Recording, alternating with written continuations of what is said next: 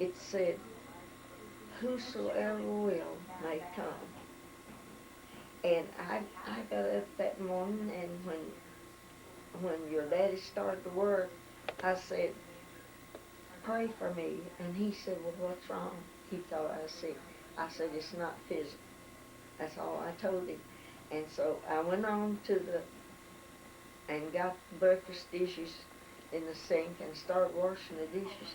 And I just fully realized that Jesus had died on the cross for me. And I said, Lord, whatever it is you want me to do, I'll do.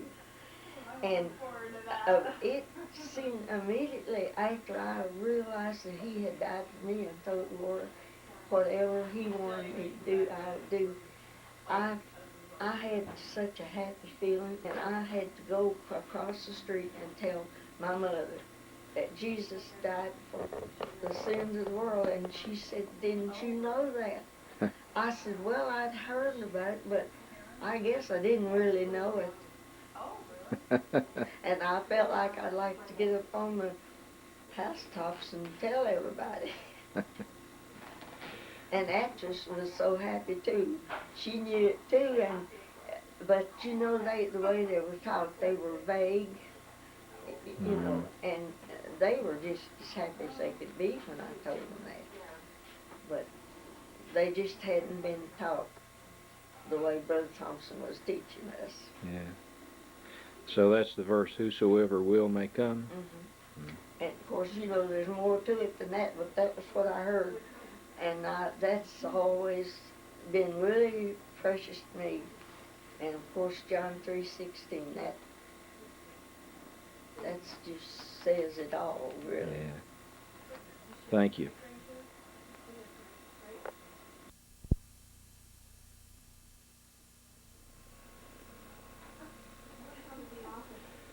Well, we'll start, I guess, with when you were born and where you were born, Dad. Where was that? Well, I was born in Lewistown, Montana in 1919. It was a small cow town. It was a center where a lot of the troops going overseas were gathered together to ship out to the various camps they went to before World War I. Now, you were born January 5th? 8th. January 8th. You're, where did you come in the family? Were you about the middle, or? Well, let's see. I was the fifth. Fifth of how many? Of 8. Of 8. So there was John, and then who? Agnes and the twins. Who were? I was next. Okay, the twins are Sarah and Beulah. Yes. Now, were you born at home, at Yes. the house? Was there a doctor there or a midwife? Yeah, there was a doctor there. It was just after a blizzard that the drifted snow had sloped down to the front door, and they'd cleared it out till they'd get the door open. You had to slide from the top of that bank down to the door. Hmm.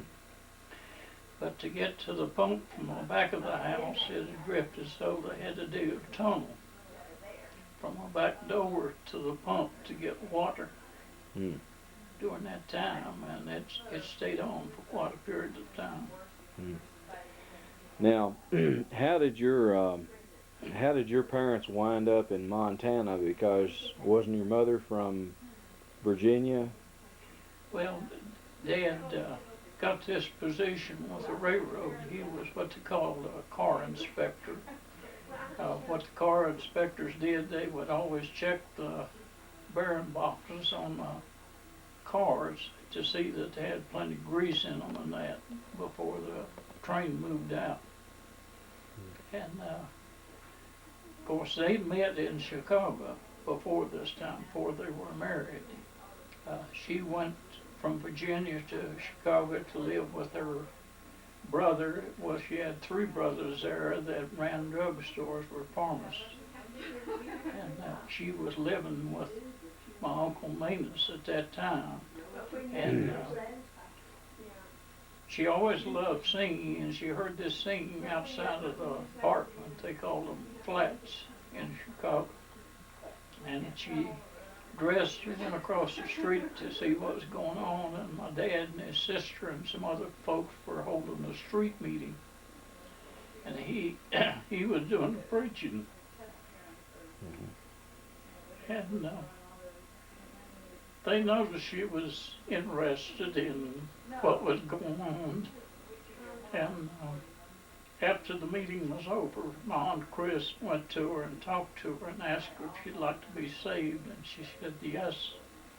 And Dad said when he saw her come down the steps with a white blouse on and a black skirt and raven black hair, he said, that girl's gonna be my wife someday. So they started going together and went together for quite a while. And her mother became ill with TB. And she had to go back to Virginia. They were living in Virginia at that time, and had to go back to help take care of her. And Dad kept writing and asking her if she would marry him. And she finally consented, and so he came to Virginia, and they got married, and then they went back to Chicago. And he ran a sheet metal business for a number of years there. And they finally, when the war broke out, went to Montana with this railroad job, and that's how come to be there at that time. Now, we guess we need to go back a little further than we have, and go back to your great-grandparents. Well, your grandparents, my great-grandparents, and a little bit about what you know about them, because they, the Marshall family, or our part of it, has not been in America but a little over 100 years. Is that right? Right. Well, Granddad Marshall and grandmother lived in Scotland, a little town called Cokinsey. And he was a commercial fisherman. And I don't know I never did know too much about her folks, who they were or what they did, but he began to take notice to her, but being a pretty rough type person at the time, she wouldn't have anything to do with him. She told him that the only way that she would even consider going with him was for him to be saved, to know Christ to save him. So after so long a time, he was saved, and they began to go together regular, and they were married while they were there. And of course, Dad was born after that, and when he was 5-year-old, Granddad decided that the type of work he was doing was just too dangerous. He had lost a brother with an accident at sea, and he decided to bring the family to the United States. So they came in at Ellis Island and migrated from there to Chicago, and he started to work for the railroad there as a baggage man. And he worked at that for a number of years in Chicago, and later on he moved to Lake Geneva, Wisconsin, and did that until he retired. Let's see. Now, I had a question there I wanted to ask about him. Yeah, what particular, they were Protestant, of course, or at least your grandmother would have been Protestant, and he most likely would have been considered a Protestant. But was there a particular church that they became affiliated with? They belonged to what was known as the Plymouth Brethren. Now, if you're familiar with Schofield Bible, C.I. Schofield was the Plymouth Brethren. And they were pretty strict in their doctrines and that. They were sound in Scripture and that. They had a little odd ideas about having Sunday school or morning services and that. They usually had the breaking of bread every Sunday. And the women would sit on one side of a table, and the men would sit on the other. The women never were allowed to do any speaking during that service, it's just the men. And during the service, they would have someone that was kind of appointed leader of the group, and they had hymnals that didn't have any music at all. It was just words. And someone would get up and read maybe a couple of verses of that, and then they would sing those songs. And then they'd have several prayers during the time. Then they'd have the communion service. Then at night, they would have a regular church service. But they did a lot of evangelistical work. And it's like I said about Dad, that was their purpose. They were out on the streets. And Granddad was responsible for starting a number of what they call assemblies throughout Chicago while he were there. And when he went to Wisconsin, he started one there. It was either Aunt Sarah or Aunt Agnes said that while he was in Scotland, he apparently had established a small mission for the fishermen at Kokenzie. Do you know that to be true, or Yeah. did you hear that? From what I understand. Would he have considered himself, along with your father, to have been a lay minister or preacher? They didn't really have formal seminary training or anything, though, did they? You see, in their services, they didn't have a regular pastor. They had evangelists that came in once in a while and would hold meetings, maybe a week's meeting or something like that, or speak in the evening services. But it was the men that took the services. Sometimes it was kind of amusing because maybe there'd be two different people that felt like they were led to speak. And there'd sometimes be a controversy over that, but usually one of the men in the assembly would hold the night service and speak. And their messages wasn't profound. It was just simple expository preaching from the Word of God. So that would have been your father and his parents came here in 1888 and settled in the Chicago area. Then your grandfather went on to Lake Geneva, Wisconsin. But your father, how old would he have been when they did that? Would he have already been grown and Oh yeah. See, Dad was married when they moved to Wisconsin. When we moved from Montana to Chicago, he brought the family down to Virginia, and he stayed in Wisconsin and built a house for his folks. And then he later on came to Virginia himself. So in the Marshall family, trades is there was a lot of tradesmen, trade skills, carpentry and sheet metal and that. Well, Uncle John was an electrician. He followed Dad. And Uncle Andy was a merchant seaman, and he did awning work. He had when he was in port, he had a business in California that he made awnings for stores and businesses and things like that. Of course, Aunt Chris was just a housewife. She just worked at that. But they were pretty talented in music because at that time in Chicago, a part of the school curriculum was music. And Aunt Chris played the piano and Dad played the violin, and I think Uncle Andy probably played a horn. I don't just what type it was. I never did know too much about him because I never did get to see him. Hmm. But they were a pretty close-knit family. Yeah. Your dad would have been the firstborn in Yes. that family, He was oldest. and the others were born in America, so they were Yeah. regular American citizens. Yeah, Aunt Chris and Uncle John. I believe Uncle Andy was next. I don't know. Maybe Aunt Chris was next, and then Uncle Andy and Uncle John. How would you describe the kind of home that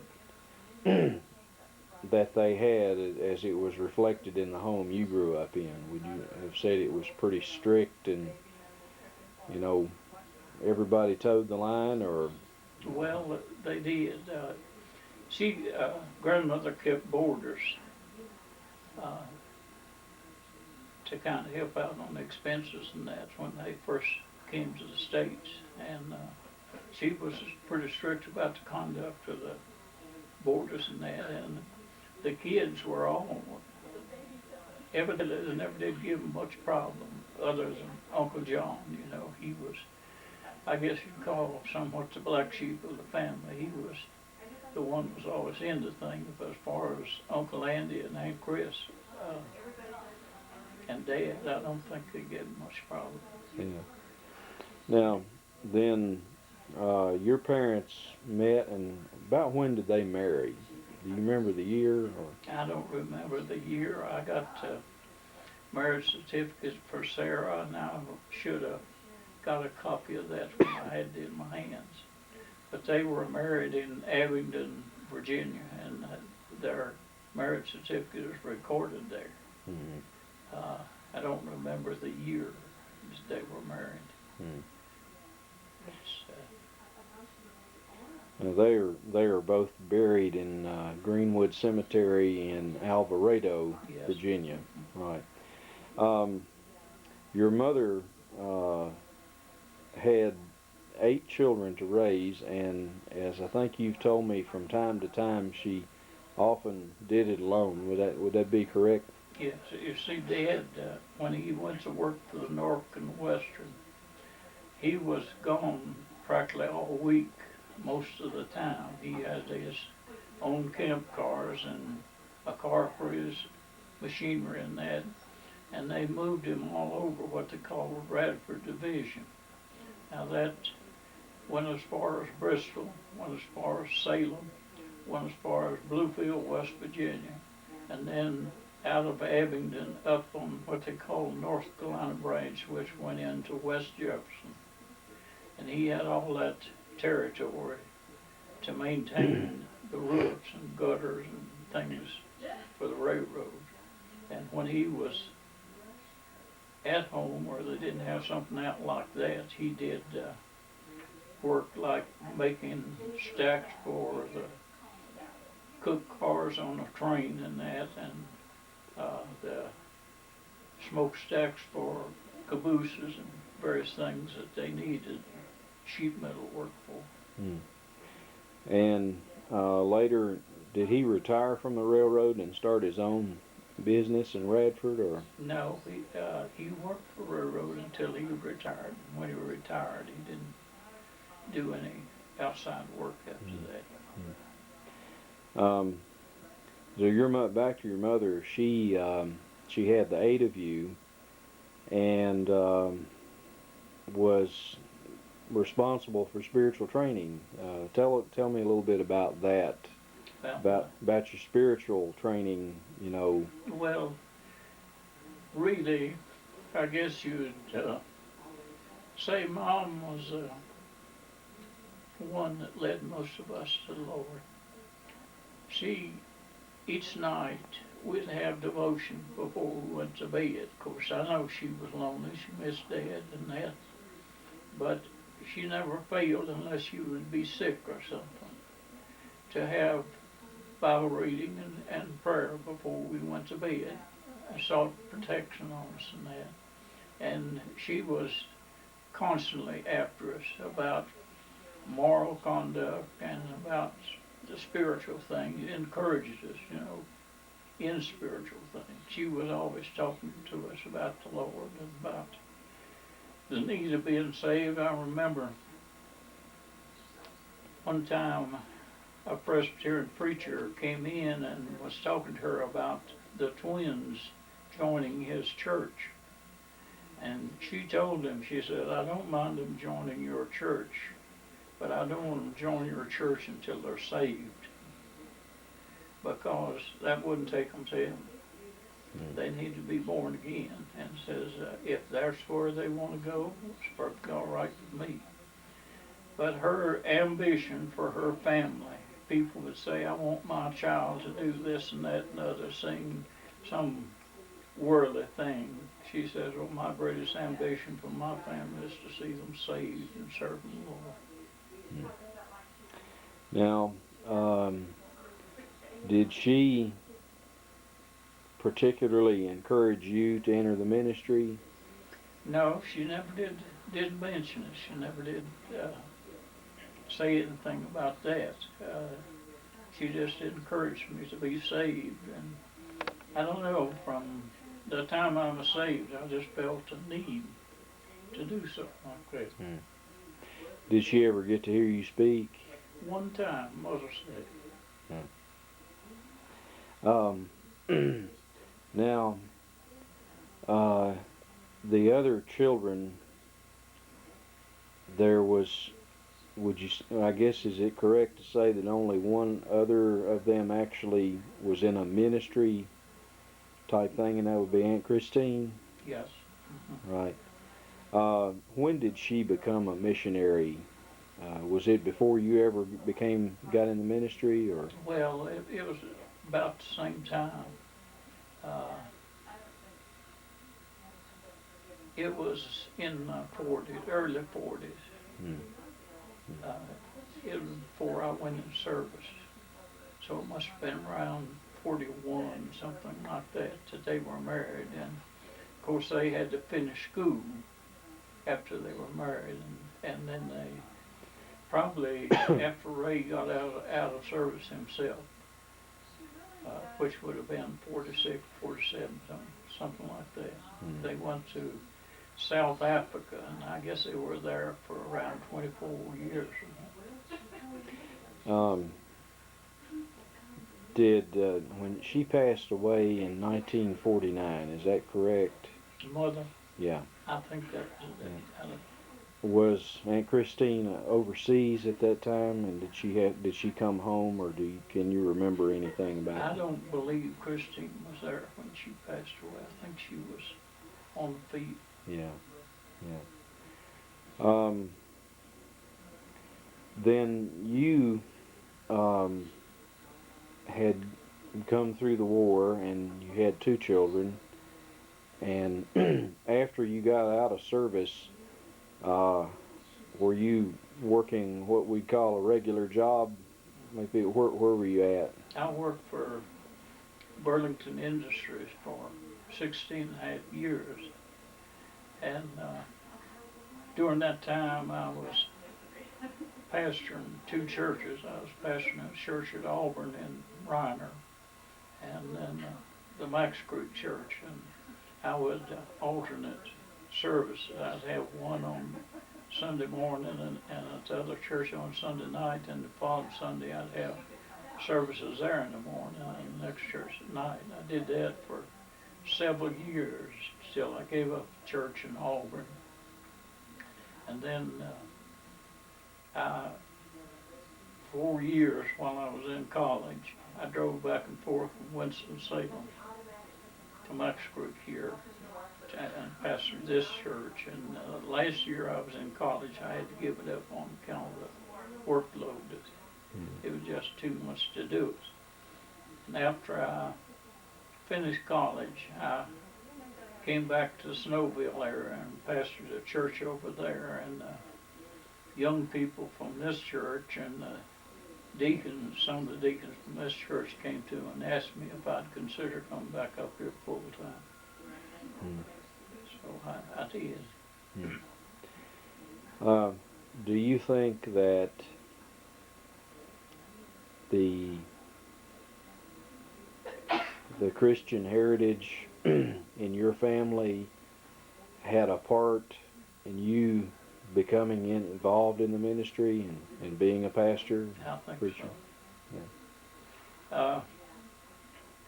Some of that too, I got to attribute to some godly teachers I had in school.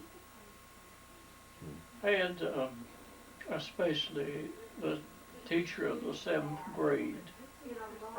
When I reached the 4th grade, the teachers, instead of the students, altered classes, and they taught a certain subject. And this particular teacher set out a goal to try to win every person in her class to the Lord before the school semester was over. Hmm. And she read things. The first time I ever heard Pilgrim's Progress, she read it to us in class and explained to us what they were talking about. And I never will forget it. And I guess that had something to do with it, along with the home I was brought up in. Come on.